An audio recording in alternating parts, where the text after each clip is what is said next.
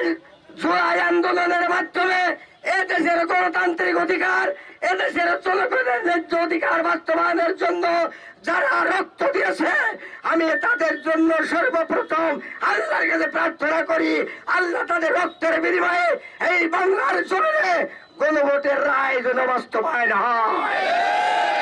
আর যদি বাস্তবায়ন না হয়, যেভাবে ব্রিটিশ সরকার দিল্লিতে পালন করেছে, যারা আমাদের বাধা দিচ্ছে তাদেরকে এই দেশ ছাড়ি বঙ্গোপসাগরে পড়তে হবে।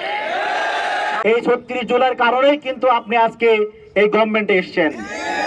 আপনি ৩৬ জুলাইয়ের কারণেই কিন্তু লন্ডন থেকে বাংলাদেশে আসতে পেরেছেন। ৩৬ জুলাইয়ের কারণেই কিন্তু ম্যাডাম খালেদা জিয়া জেল থেকে বাইরে এসে সুস্থভাবে কিছুটা সময় থাকতে পেরেছে।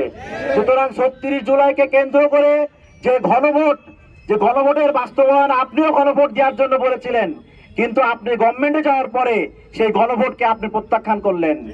সুতরাং আমরা এই ৩৬ জুলাইয়ের মাসে 11 দলীয় ঐক্যজোট একত্রিত হয়ে আপনাকে বলতে চাই, আপনি গণভোটের রায়কে মেনে নিন এবং জুলাই সনদ বাস্তবায়ন করুন খুব দ্রুত। এবং আগামী 5ই আগস্টের ভিতরে জুলাই জাদুঘর আমাদের সকলের জন্য উন্মুক্ত করুন।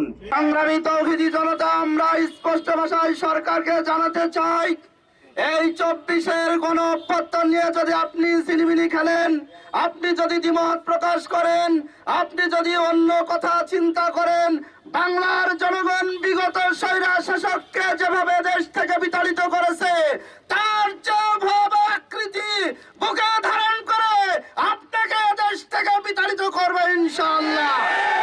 আমরা আজকের এই মাঠ থেকে স্পষ্ট ঘোষণা দিতে চাই, আমরা সরকারকে বলে দিতে চাই, এই জুলাই মাসের মধ্যে আপনাকে জুলাই সনদ স্পষ্টভাবে বাস্তবায়ন করতে হবে এবং ঘোষণা দিতে হবে।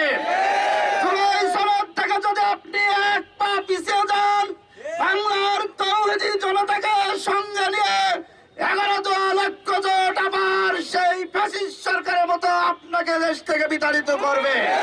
বাংলার এই জনগণ ফ্যাসিস্টকে তাড়িয়েছে, আবার নব্য ফ্যাসিস্টকে তাড়াতে প্রস্তুত আছে। সম্মানিত ভাইরা, তাই আমরা সকলে মিলে জুলাই সনদ যতদিন বাস্তবায়ন না হবে ততদিন আমরা রাজপথ ছাড়ব না।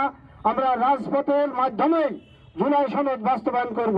জাতীয় নির্বাচনে সারা দেশের মানুষ জানে জামায়াত ইসলামীর নেতৃত্বাধীন 11 দলীয় জোটই সবচেয়ে বেশি আসন পেয়েছে, কিন্তু অত্যন্ত সুকৌশলে বর্তমান সরকার যারা এসছে তারা বিগত কেয়ারটেকার সরকারের সাথে যোগ সাজস করে জামায়াত ইসলামীর নেতৃত্বাধীন 11 দলের জোটকে সুকৌশলে পরাজিত করে তারা ক্ষমতা গ্রহণ করেছে। জামায়াত ইসলামী এটা মেনে নিয়েছে, কিন্তু জামায়াত ইসলামীর দাবি ছিল যে গণভোটের যে গণরায় হয়েছে এই রায়কে আমাদেরকে মেনে নিতে হবে।